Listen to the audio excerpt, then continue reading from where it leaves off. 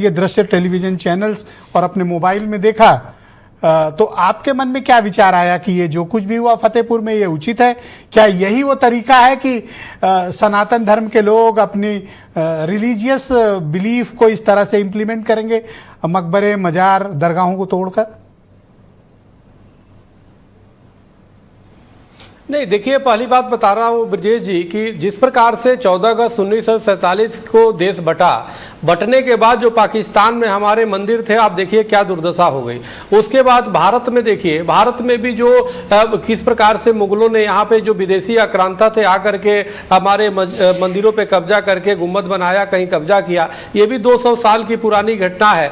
सवाल इस बात का है कि कहीं रोड पे मजार बन जाता है तो रोड मजार का थोड़े हो जाता है, कहीं अगर जो मकबरे बन जाए तो रोड जो है मकबरे का थोड़े हो जाता है। इस बात को समझना होगा कि अगर कृष्ण जन्माष्टमी थी, अगर वो ठाकुरबाड़ी पे सजाने के लिए लोग जा रहे हैं, हिंदू जाना चाहते हैं, तो उसमें इतनी हाय हल्ला मचाने की क्या आवश्यकता थी? हमें तो लगता है, अब देखिए कितनी दुर्भाग्य की बात है, कोई कह रहा है उनको गोली मार देना चाहिए था, कोई कह रहा है रासुका लगा देना चाहिए था, कोई कह रहा है गिरफ्तारी क्यों नहीं हुई। अरे भाई, वो भी हमारे देश के लोग हैं, उनकी भावना समझो। हम तो ये कह रहे हैं कि मुस्लिम स्कॉलर को और जितने बड़े मुस्लिम संस्थान है उसको और हिंदुओं को चाहिए, बैठा करके उसकी निराकरण करने चाहिए। और आजादी के बाद कोई भी सरकारों ने इधर सूद नहीं लिया कि जितने हमारे हिंदू मंदिर तोड़े गए या कब्जा किए गए, उन मंदिरों की एक केंद्र सरकार कानून बना दी होती और बना करके ये करती कि तय सीमा में अंदर फास्ट ट्रैक कोर्ट बना करके सभी का निस्तारण किया जाए, तो लोग जो है सरकारें कोई निराकरण की नहीं और जानबूझ करके कोई भी हिंदू मुस्लिम करने में लगे हैं कि सत्ता पक्ष करिए, विपक्ष के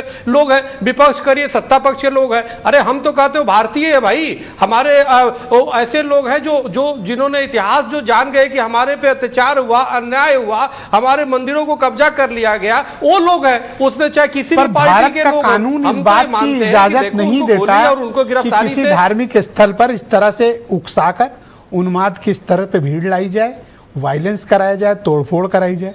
मैं आपको आधिकारिक रूप से बता रहा हूं क्योंकि आज उत्तर प्रदेश की सरकार ने विधानसभा में भी अपना पक्ष रखा। नहीं, ठीक बोल रहे हैं। और इस कार्रवाई को गलत बताया है, जिसको आप सही सरकार कह रही गलत हुआ है।